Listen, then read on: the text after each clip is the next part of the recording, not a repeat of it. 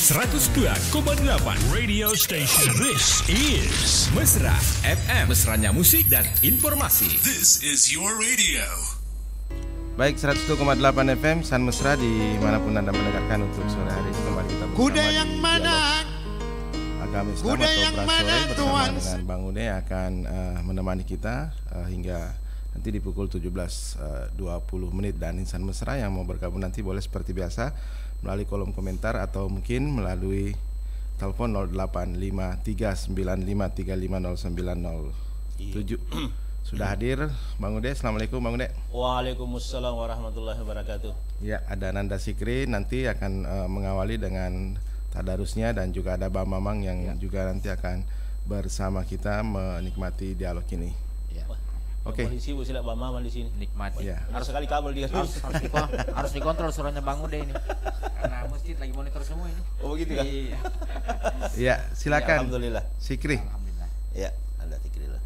Wah, nah apa lagi?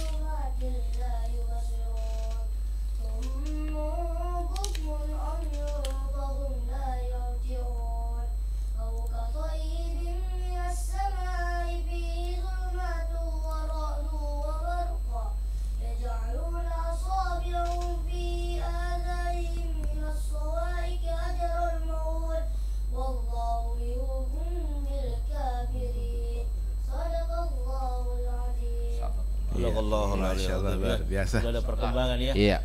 Kalau kemarin-kemarin itu membaca lewat teks, sekarang tanpa teks ya. Masuk lagi Pin.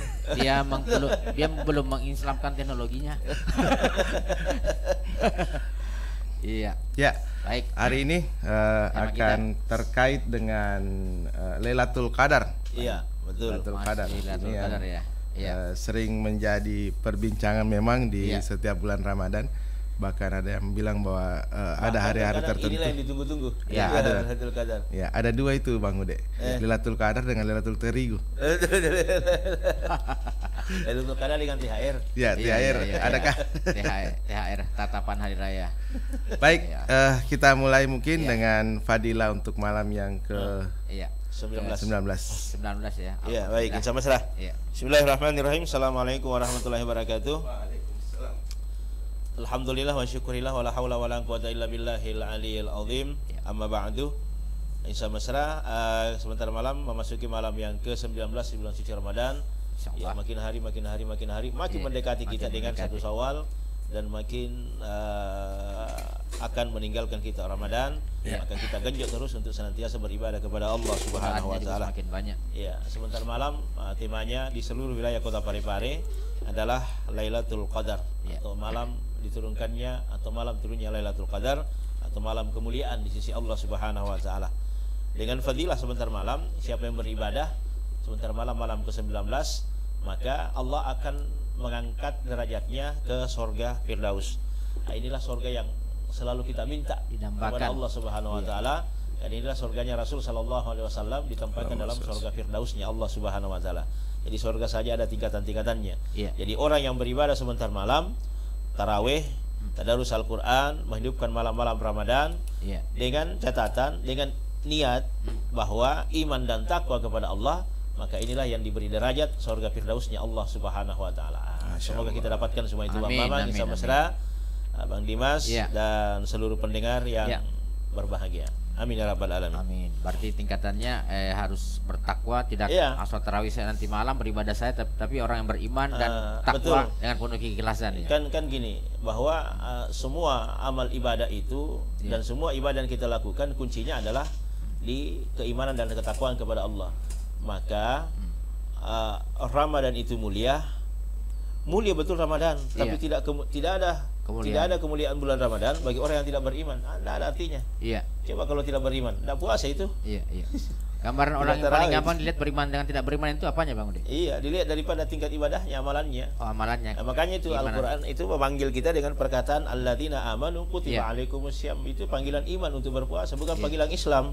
Kalau ukuran keimanan itu dilihat dari apanya itu? Iya. Jadi kan tingkatannya begini. Dia manusia, dia Islam, baru dia beriman kepada Allah. Islam itu adalah dalam bentuk ucapan, tapi iman itu dalam bentuk perbuatan. Oh, perbuatan. Nah, gitu. Jadi ukurannya perbuatan ya. Iya, perbuatan itu. Nah, sholatnya, puasanya, zakatnya, tingkah lakunya. Perilaku-perilaku itulah menandakan bahwa dia cirinya adalah orang-orang yang mukmin atau orang yang beriman kepada Allah Subhanahu wa taala.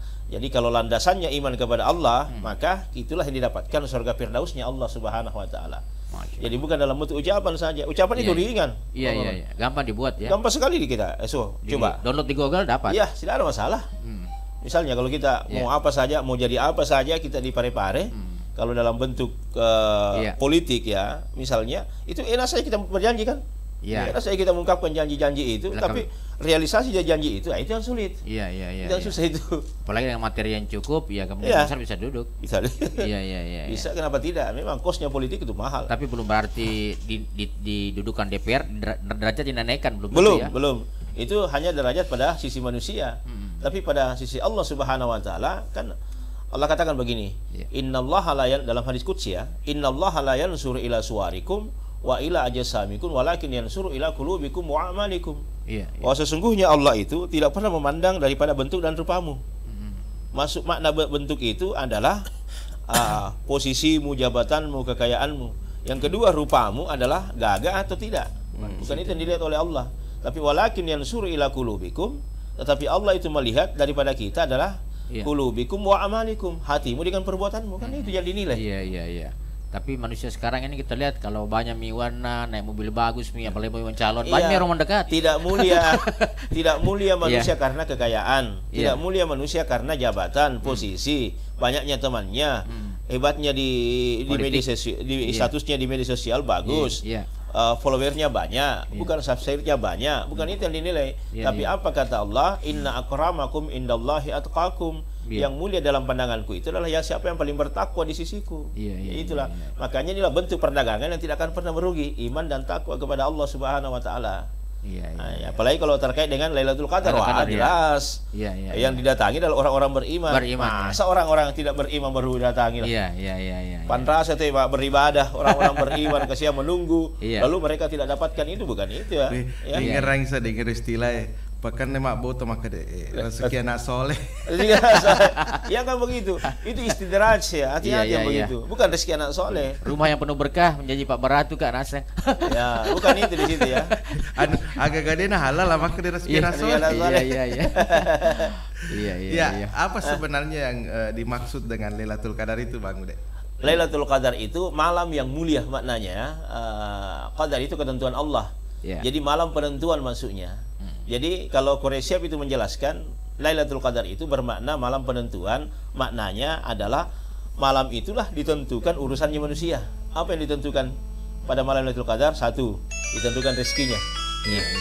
2, ditentukan umurnya. Ditentukan umurnya, rezekinya, kemudian takdir kita ditentukan oleh Allah Subhanahu wa taala. Itu malam ketentuan kan? Oke, kita terima dulu. Terima kasih. Halo ya. Jawabannya. Jawabannya Bang Ude. Bang Ude jawabannya. Jawabannya. Jadi kalau nanti tanggal 16 itu PSM juara itu kan bisa di Jakarta kan Lailatul Qadar itu. Jadi begini Pak Ustaz, ini kan ada bukan cerita lagi ya. Ada beberapa pegawai bank berhenti bekerja. Iya kan? Mungkin karena libur. Menurut cerita dasarnya orang dari mulut ke mulut bahwa pegawai bank itu makan uang riba. Uang riba, iya. Oke, dimaklumi itu. Uangnya apa dulu? Uangnya apa dulu? Jadi kami sebagai masyarakat, khususnya Bangone, ini kan selalu kita ambil uang kur.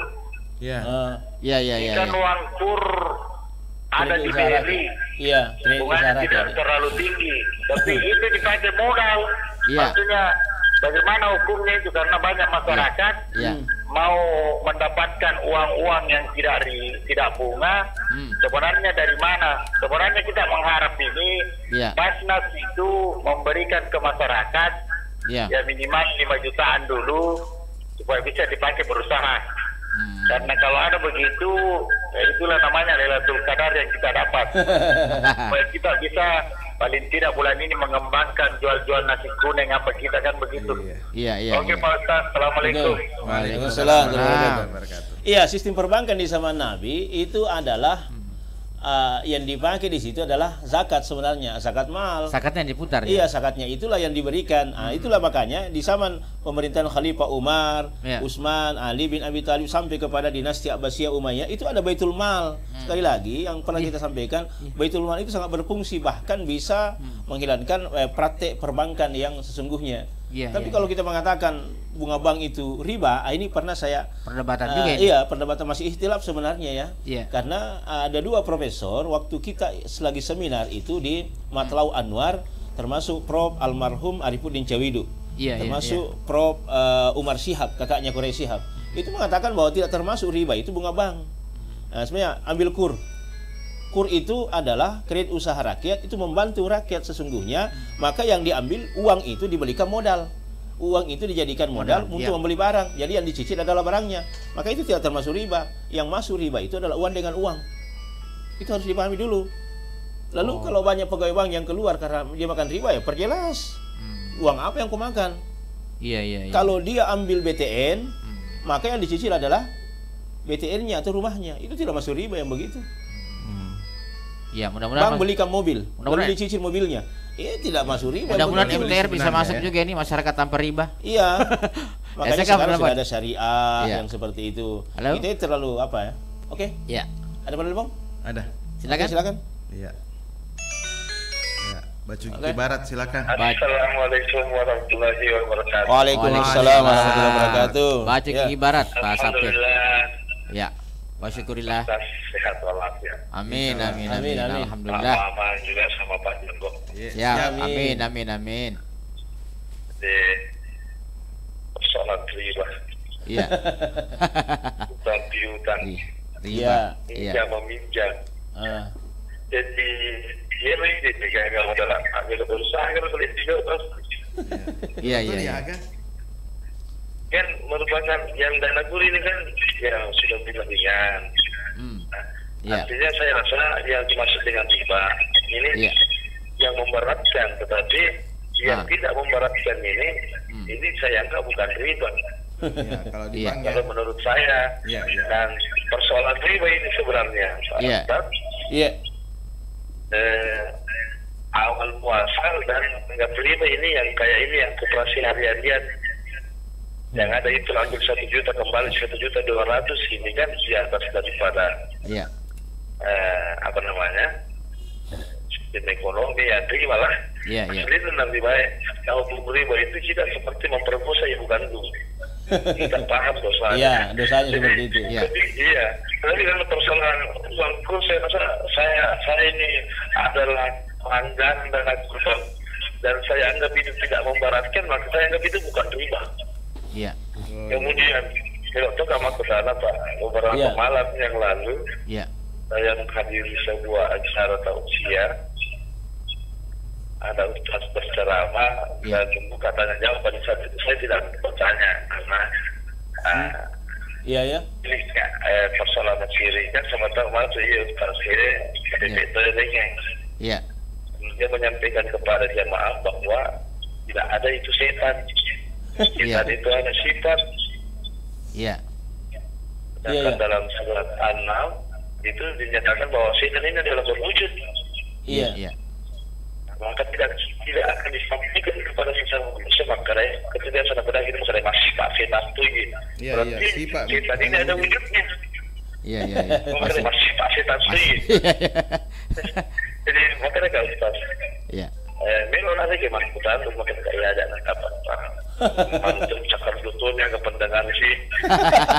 Jadi hasilnya kan. Kemudian yang kedua, orang yang menggunakan media sosial ketika mungkin lillahi wa inna ilaihi raji'un telah berpulang ke rahmatullah, semoga segala amal ibadah diterima di sisi Allah dan dosa-dosanya diampuni. Kemudian kita amin. Kan bodoh katanya itu. Kenapa melalui media sosial? Iya. Waktu media sosial itu. Kenapa ini doa bukan doa kalau di media sosial? Orang kita bacakan memang tidak paham kalau Al-Fatihah, tapi kalau kita bacakan Al-Fatihah pasti santai. Tapi kalau hanya sekedar ditulis di media sosial bilang Al-Fatihah memang tidak ada. Sudah menerima Al-Fatihah, tapi kalau surah Al-Fatihah dibacakan ditujukan kepada almarhum atau almarhumah pasti sampai bagaimana itu Pak Ustaz? Iya, bagaimana? Mungkin seperti itu Pak Ustaz. Iya. Assalamualaikum warahmatullahi wabarakatuh. Waalaikumsalam warahmatullahi wabarakatuh. Jadi ada 3 persoalan ini ya. Jadi sebenarnya bukan persoalan memudahkan atau tidaknya namanya riba. Jadi konsepnya di situ kalau kita mengambil yang dana kur seperti ini itu dibahas dalam namanya fikur riyahai. Artinya sama-sama saling menguntungkan. Ya, meringankan beban orang untuk membantu. Padahal ini sebenarnya tugasnya adalah zakat. Tugasnya zakat di situ. Oh iya. Ya, tugasnya zakat. Karena Nabi itu perhatikan bahwa saya kasih modal 50 juta, silahkan kalau berusaha dengan catatan tahun depan kau lagi yang berzakat. Nah, itu kan jadi karantaskan kemiskinan itu. Bukan dibayar bunganya atau tidak ya. Zakatnya saja zakat yang diberikan, non-stop itu. Iya, zakat yang diberikan dikasih modal kemudian mereka berusaha. Maka fakir miskin itu sudah mulai bangkit. Ya, bukan lagi berada pada taraf kemiskinan. Jadi kalau ini diperhatikan dengan baik, ya alhamdulillah negara kita bebas dari kemiskinan. Tetapi tetap ada pengembalian modal. Tetap itu sebenarnya tidak memberikan sebenarnya tidak, karena tidak ada zakatnya saja. Bukan dia hanya dibantu. Iya. Dibantu dari zakat itu. Dia tidak kembalikan modal. Tetapi dialah yang berzakat nanti tahun depan dengan catatan bahwa hasil daripada modal itu usahamu kalau berkembang maka keluarkanlah zakatnya. Sesuai persentase yang diatur ya. Konsep lebih sangat memudahkan. Sangat memudahkan. Tidak lagi pengembalian modal tetapi memang dibantu dia karena dia fakir miskin. Iya. Nah, gitu. Mengentaskan. Nah, kalau kita ini yang kur itu adalah saling menguntungkan sebenarnya. Untunglah yang mengambil kur, yang memberikan kur juga adalah untung karena kembali modalnya, kemudian dikasih lagi dalam bentuk sedekah. Misalnya gitu. Oh bisa nih, pantasan di Mekah dengan Madinah itu makuran itu miskin, lalu tuh makuran itu di mana ngukur? Era boleh pakai. Kemudian yang kedua ini mengenai masalah setan. Setan itu dalam Al-Qur'an kan sudah dibahas bahwa inna syaitana lakum adu mubin. Sesungguhnya musuh yang paling nyata itu nyata kan amanahnya bisa dalam bentuk wujud, bisa dalam bentuk bisikan. Jadi makna setan di sini dalam bahasa Arab itu syata. Asal katanya setan itu adalah syata. Syata itu adalah daging yang dipotong-potong, yang ditusuk itulah sate. Oh iya. Artinya Papujina Fikri. Papujina Fikri. Iya. Jadi syata yang dimaksud di sini yang membisikkan dalam kalbu kita, yang membisikkan dalam pikiran kita itu dimaksud dengan setan. Jadi kalau mau dianggap tidak berwujud, iblis yang paling tinggi yang dimaksud di sini adalah iblis. Pembangkang. Nah, bala tentaranya itulah yang prajurit-prajuritnya itu disebut dengan setan. Oh iya. Itu membisikkan. Jadi sesuatu yang membisikkan dalam hati itu namanya setan. Itulah dia menusuk-nusuk tulang kita, daging kita untuk membisikkan sesuatu yang untuk berlaku buruk kepada manusia. Nah, itu namanya setan. Ya, seperti itu. Kemudian yang ketiga apalagi itu?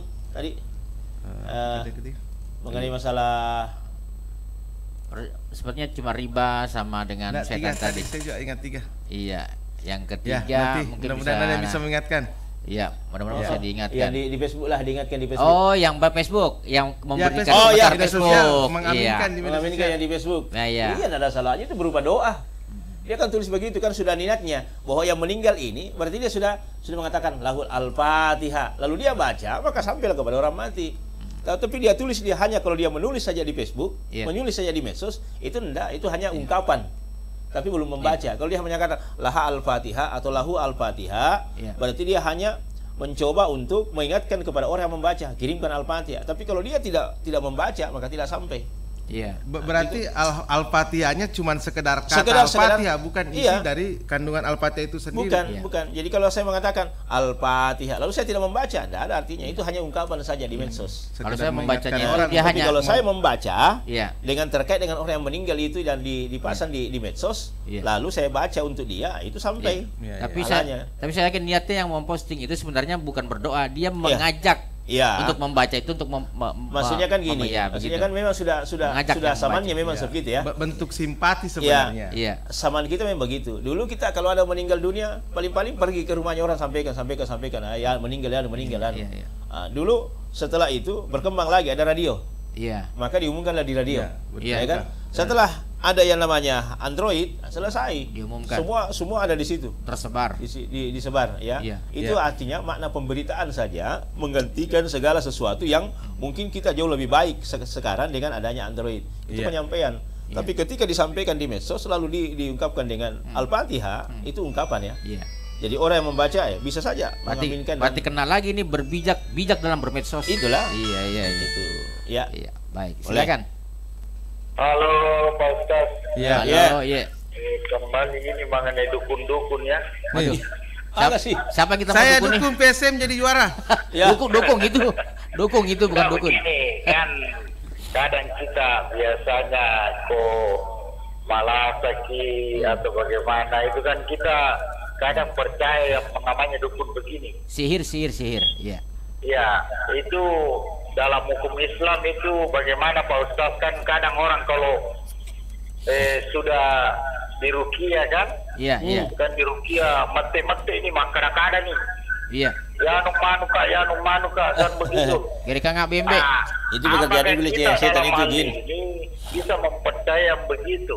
Iya. Yang kedua, ada juga orang dikala kondisi hatinya terlalu sakit, dia dianggap kemasukan. Kerasukan. Maka dia nangka mulumano, dia nangka itu bagaimana mempercaya begitu Pak Ustaz? Maksudnya, apakah kita yakini ini memang dia yang berbicara atau bukan dia yang berbicara? Iya. Karena ini banyak sering kita alami, dan bukan berarti kita tidak percaya dukun-dukun, karena dia kita mengimani hal yang gaib. Maka sapi musafia kalanya, maka Sandro sapi bira, sapi lain, padahal melem mana? Mudah-mudahan tidak salah. Iya. Karena itu sudah satu lain. Iya. Kalau tidak salah Bang Udi, kita kan wajib percaya dengan yang gaib-gaib ya. Kita percaya yang gaib, maksudnya yang gaib itu termasuk malaikat itu gaib, hari akhirat itu gaib, kan belum nampak. Ya. Kalau sihir dengan sihir itu? Sihir itu ada memang kan? Kita percaya yang begitu, tapi bukan berarti kita mengimani. Kan beda ya kalau yang seperti itu. Bahwa perdukunan itu di zaman para nabi-nabi memang sudah populer sekali. Iya. Jadi asal katanya itu dukun itu ketika belum lahir Nabi Muhammad SAW ya. Iya. Ya, setelah Nabi akan dilahirkan, itu dalam peristiwanya pada surah An-Naba, amma yatasaalun 'anil nabail azim. Itu dulu iblis naik ke langit mendengarkan berita, bolak-balik turun lalu sampaikan orang yang dibawa yang berkoalisi dengan iblis. Iya. Ada orang yang bersama dengan iblis kan? Atau koalisi dulu. Iya, ada koalisi yang begitu. Nah, itu disebut dengan ahli nujum. Ahli nujum. Ahli nujum itulah paranormal. Itu dulu paranormal, hebat paranormal dulu. Iya. Makanya mereka itu di Mesir itu dulu sudah terjadi di zaman Khalifah Umar, bahwa itu Sungai Nil itu selalu dimintai korban adalah perempuan gadis. Itu jantungnya lalu dimanamkan dibuang ke Sungai Nil untuk memberikan berkah. Yang seperti itu. Itu jin-jin mereka di sana hebat, butuh anak gadis. Kita di sini kepala kambing, seleranya. Masih mending. Iya. Kenapa ada seperti ini, Abang One? Bahwa ada namanya jin korin. Iya. Jin korin inilah yang selalu mengikuti kita mulai kita lahir sampai kita meninggal dunia, dan ketika kita meninggal dia bisa menyerupai kita dan tahu persis. Tahu persis itu. Itu godamnya, orang biasa bilang godam. Jadi kalau ada orang-orang yang kerasukan seperti itu, bedakan ya, dia kerasukan apa tidak, itu dites itu. Caranya mengetes itu dengan kalimat takbir 3 kali. Ditiupkan di air. Ya, kita ambil air, dikoyokkan atau di mana saja di piring, lalu kita bacakan Allahu Akbar 3 kali. Allahu Akbar, Allahu Akbar, Allahu Akbar, lalu percikan di matanya. Kalau dia pedis berarti memang kerasukan. Kalau tidak pedis berarti berhalusinasi namanya. Kapujian. Tapi dia butuh perhatian. Tapi kalau perhatikan Bang Ude Seleng itu menjadi kerasukan. Iya, itu kan kaum melengi pernah dengar. Ya karena kita terlalu terobsesi kan yang seperti itu. Non-muslim kerasukan itu jarang, bahkan tidak pernah saya dengar. Jarang ada kerasukan yang seperti itu. Banyak sebenarnya, cuma tidak terpublikasi kan, terekspos ke media. Public, kita yang paling banyak, termasuk di waktu dulu itu di SMA 1 masih banyak pohon di situ. Ketika ditumbang beberapa pohon, itu banyak sekali siswa kerasukan. Bahkan pernah satu kelas itu. Satu kelas ya. Kalau yang kita obati di sini, kemudian disentuh temannya lagi, itu lagi kerasukan. Kerasukan pasaran. Pasaran kerasukan baca. Untuk pasaran keluar pada saat itu ke warkop, jadi tidak terhindar. Kalau pasaran kerasukan enak, keluar puisinya. Oh Indo. Ya, ada tanggapan ini dari Facebook Bang Ude. Seperti betul mal wattakwil bosan sima yang jauh dari sistem riba. Kini Radio Mesra Anda bisa nikmati melalui layanan audio streaming di www.radiomesra.com www.radiomesra. Ya. Jadi yang ada di belakang Islamic Center penanggung jawabnya Pak Ahmad Hala. Iya. Baitul Mal ya. Itu harus yang digalakkan sebenarnya ya, digalakkan. Tapi sekarang kan sudah muncul bank-bank syariah, hasil mudharabah. Tapi bagaimana itu Bang Ude? Ada yang bilang bahwa sekarang bank syariah tapi tetap sistemnya konvensional. Konvensional. Namanya saja disyariahkan. Namanya syariah itu kan. Assalamualaikum. Iya. Artinya ya sudah adalah perubahan ya, meskipun ya masih praktik konvensional, tapi kita berharap ke depan insya Allah semua itu akan bisa secara umum, secara menjadi syariah secara umum ya. Seperti itu bisa terintegrasi dengan syariat zakat. Oke. Ya, silakan Pak Jubir. Assalamualaikum warahmatullahi wabarakatuh. Waalaikumsalam, Pak Mulyadi. Mantap. Ya. Ini waktu sekarang ini sudah dekat pemilu. Iya. Jadi kalau kemarin itu kita lihat ada serangan 250. Iya. Ada serangan 300. Mudah-mudahan atau beras. Nanti kalau pemilihan caleg atau pemilihan wali kota ini Pak Ustaz, kalau ada lagi seperti itu bahwa pilih saya ala kota lurah itu ala ke2,5 termasuk riba gaya Eropa. Kedua, siapa yang berdosa termasuk yang menerima atau yang memberi. Yang berdosa Pak Ustaz, tolong jelaskan dulu. Iya betul. Supaya masyarakat lebih paham ya namanya. Iya betul. Atau dosa Pak Ustaz. Sangat bijak sekali nih Pak Mulyadi nih. Mengenai sumbangan, kadang ada orang tua sudah meninggal orang tuanya. Anaknya sudah meninggal orang tuanya. Dia kaya, terus dia menyumbang ke masjid seumpama 1 juta. Yang mana sebetulnya yang sah untuk sumbangan itu? Apakah almarhum bapaknya? Atau anaknya yang membawa sumbangan. Iya. Itu yang kita tidak tahu pahalanya yang mana sebenarnya yang menerima. Oke. Assalamualaikum warahmatullahi wabarakatuh. Waalaikumsalam. Ya, ada persoalannya. Serangan pajar. Riba. Berat itu berat. Iya. Pahala sumbangan. Sebenarnya begini saja. Yang serangan pajar itu sesungguhnya itulah bahayanya politik ya kalau kita terlalu berambisi untuk menduduki suatu jabatan dalam politik, lalu kita seperti ini modelnya, itu rasuah istilahnya ya, rasuah. Ar-rasyu wal murtasyu finnar, orang yang menyogok dengan disogok sama-sama masuk neraka. Itu dalilnya seperti itu. Jadi yang memberi itu untuk mau duduk, yang menerima juga untuk ditusuk, dicoblos itu masuk dalam rasuah namanya. Ya, sogok menyogok. Dan itu adalah kedua-duanya neraka. Jadi lebih baik untuk mengamankan diri ya tolak saja. Atau ambil saja uangnya lalu kau masukkan di masjid, selesai. Tapi kan ada tuwilau ya Pak Ustaz. Betul, ada tidak minta. bawa kak. Kita tidak minta, tapi kita disogok untuk suara kita. Memang tidak milau tapi meriah. Anda memang tidak minta, tapi ya cocok. Senang. Jadi bilang, tapi ketika dibawakan begitu Anda gembira. Iya, apalagi terima kritik. Dale. Katakan rezeki. Kalau dia datang memberi saja, misalnya ya, kita seperti ini, oke. Kita masuk dalam tim misalnya atau teman, Ido doang nggak capok, mudah-mudahan itu udah nggak, toh saya tidak janji bilang seperti indah, tapi begitu dia terpilih duduk, dia datang kepada kita kasih ke 300, ambil. Oh, karena sudah duduk nih. Ambil kan tidak masalah toh. Jadi menerima orang yang sudah duduk tidak ada masalah. Kecuali kalau belum baju Kiki Barat dia mengharap seperti itu tidak boleh sebenarnya. Itu masuk dalam rasuah, sogok menyogok.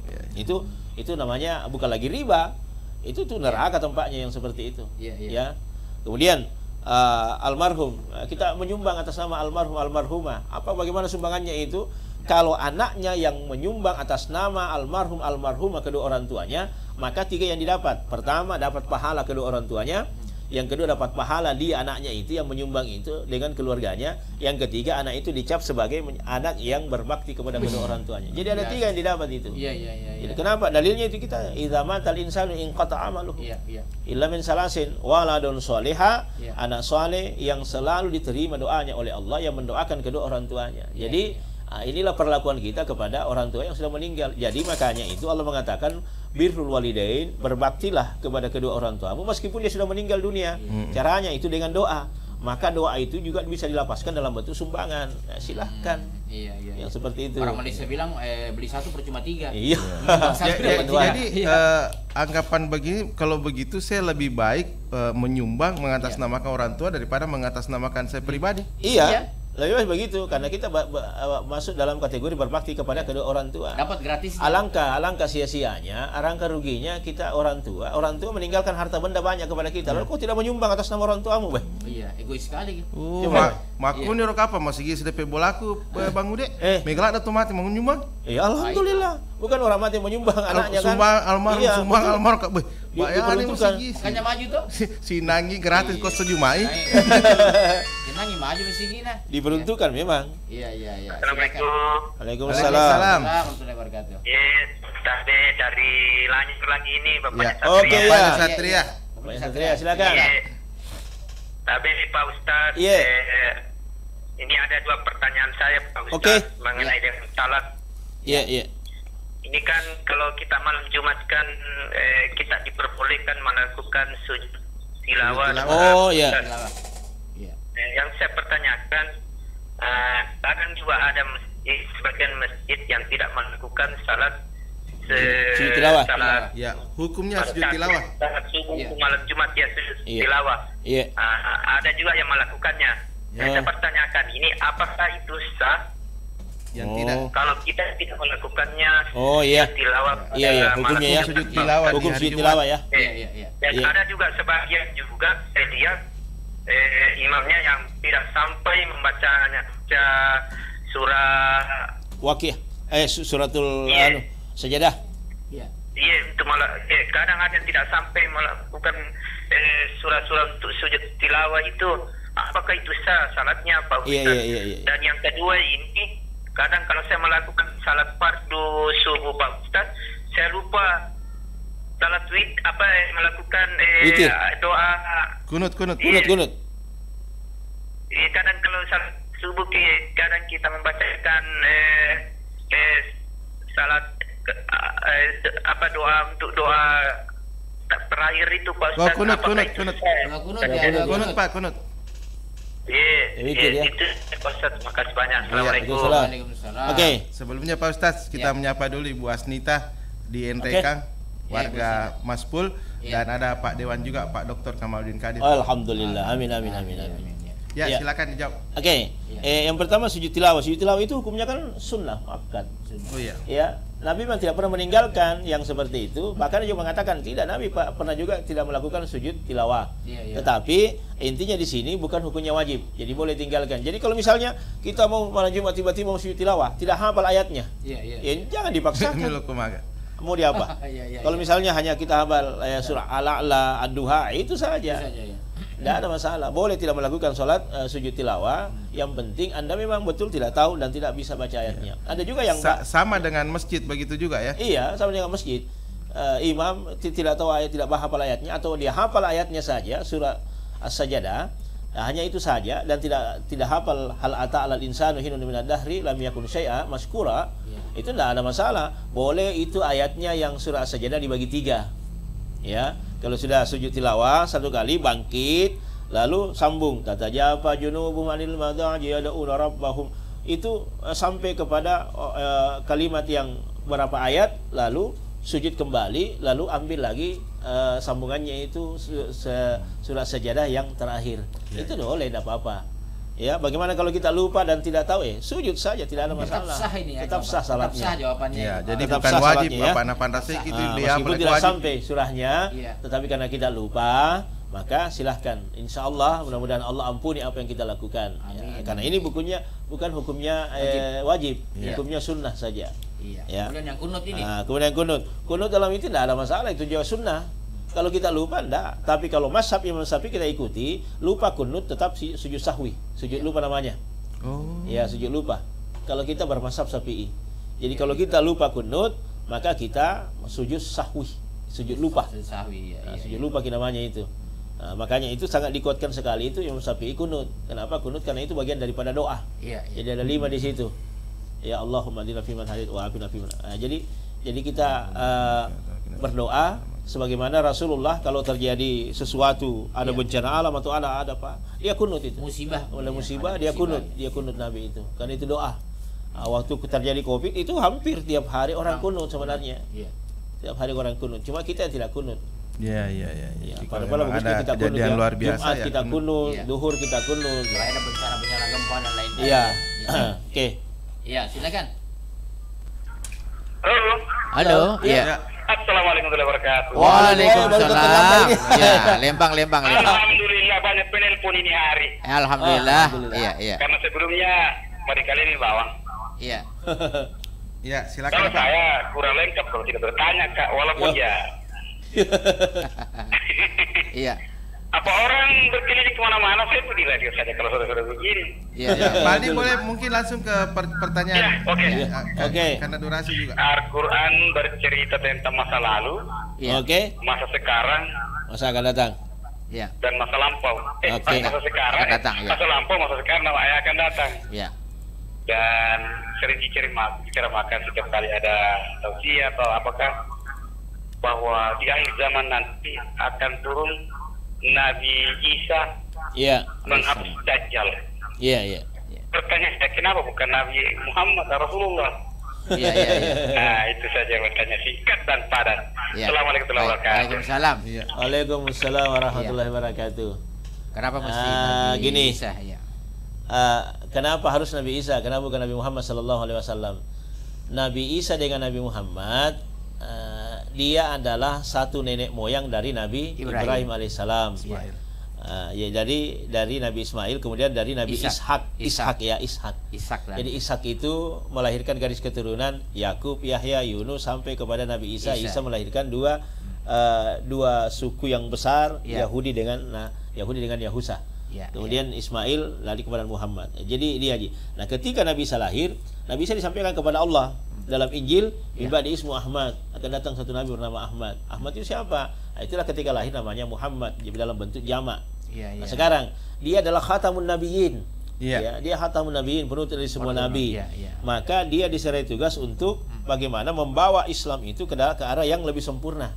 Al-yawma akmaltu lakum dinakum wa atmamtu lakum wa raditu lakum Islam madinah. Lalu kenapa Nabi Isa yang dikasih tugas untuk memerangi Dajjal? Karena Nabi Isa itu adalah terbebas dari peristiwa pembunuhan karena doanya itu kepada Allah dia diabadikan dari situ. Doanya Nabi Isa dalam Al-Qur'an apa itu? Assalamu yawma wulidtu. Ya Allah selamatkan aku di hari kelahiranku. Jadi Nabi Isa itu tidak disentuh setan, makanya tidak menangis. Jadi dialah salah satunya bayi yang tidak menangis ketika dilahirkan. Yang kedua, wa yawma amut. Selamatkan aku dari kematianku. Jadi makanya Nabi Isa kan tidak mati. Ya. Kenapa tidak mati? Karena dalam surah An-Nisa itu diangkat ke langit yang ketiga. Ada yang mengatakan kelima ya. Diangkat sama dengan Nabi Harun di situ. Kenapa? Karena langit itu tidak boleh kosong ketika akan terjadi kiamat. Maka Nabi Isa diangkat di situ bersama dengan Nabi Harun. Harun. Iya. Kemudian yang ketiga, wa yauma ub'atsu hayya. Jadi selamatkan aku ketika aku dibangkitkan di hari akhirat nanti. Jadi makanya itu Nabi Isa kan Nabi kan tidak mati. Kalau Rasulullah sallallahu alaihi wasallam sudah meninggal dunia. Meninggal Nabi itu dalam bentuk jasadnya, fisiknya, tetapi secara fisikly tetapi dalam kaidah salawat dia tidak mati, dia selalu hidup. Nah, inilah memelihara alam. Dia memelihara alam. Makanya itu Nabi itu dikatakan rahmatan lil alamin. Dia menjadi rahmat bagi segala alam. Dia memelihara alam. Ketika itu akan terjadi kiamat, makanya diseri tugas bukan lagi Nabi. Dia sudah menjadi rahmat bagi alam. Siapa lagi yang menjadi tugas adalah Nabi Isa alaihissalam, karena dialah yang paling berkompeten untuk memerangi Dajjal. Artinya, kenapa Nabi Isa yang diutus? Ini membuktikan bahwa Nabi Isa itu bukan membawa agama ini, tapi dia bawa agama Islam. Itu pembuktian. Maka ketika Nabi Isa itu turun, itu pasti di Masjidil Aqsa ya nanti. Kalau menurut riwayatnya dalam kajian Asy'al Mutawalli Asy-Syahrawi itu, bahwa Nabi Isa itu akan turun persis di menara Masjid Aqsa. Ya, menara putih. Persis di situ.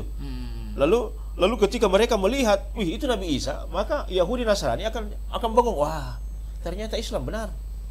Nabi Isa tidak mati. Inilah Nabi Isa yang sesungguhnya. Iya. Bukan yang disalib. Inilah yang sesungguhnya. Nah, itu membuktikan kebenaran itu.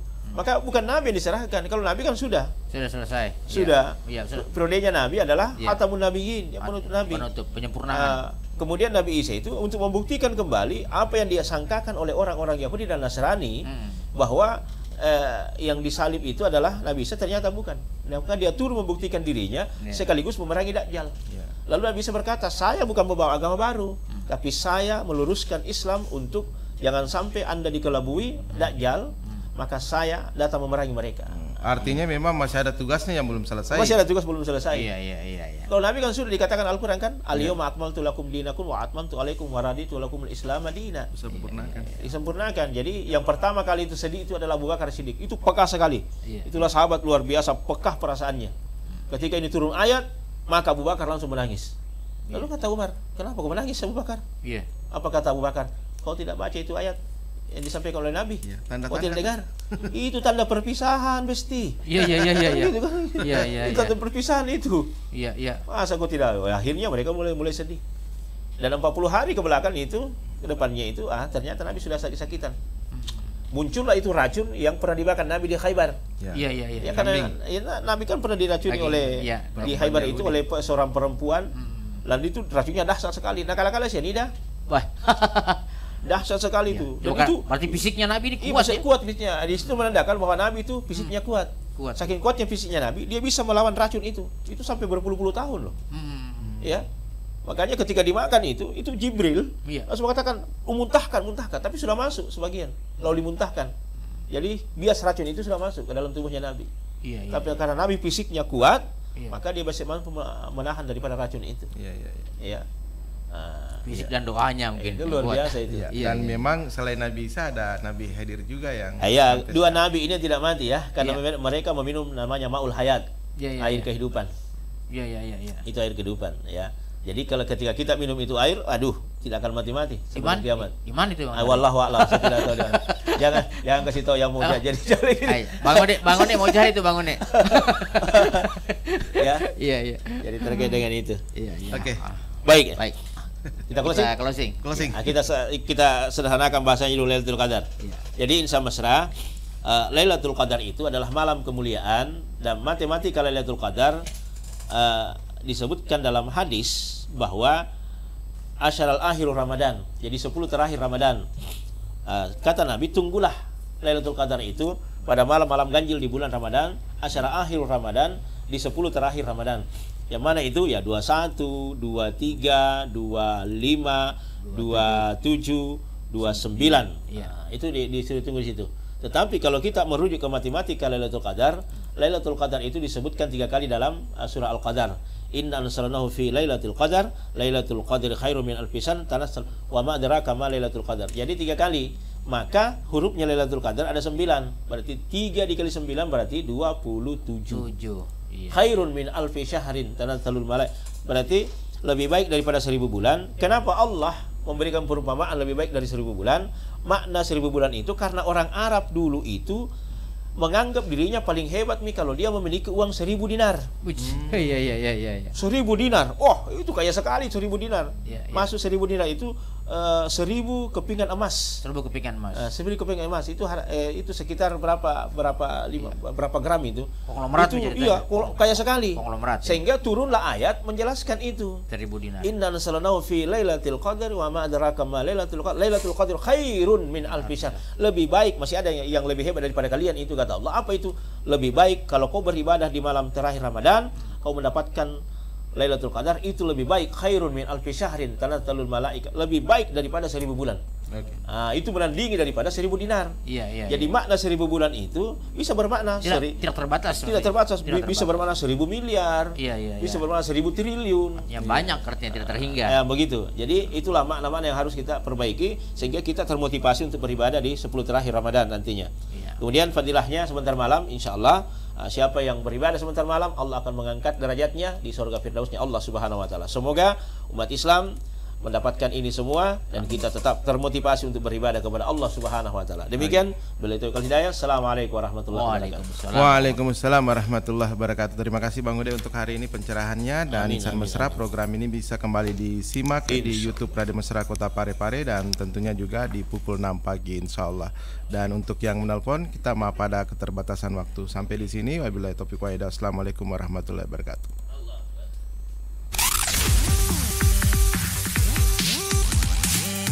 102,8 Radio Station. This is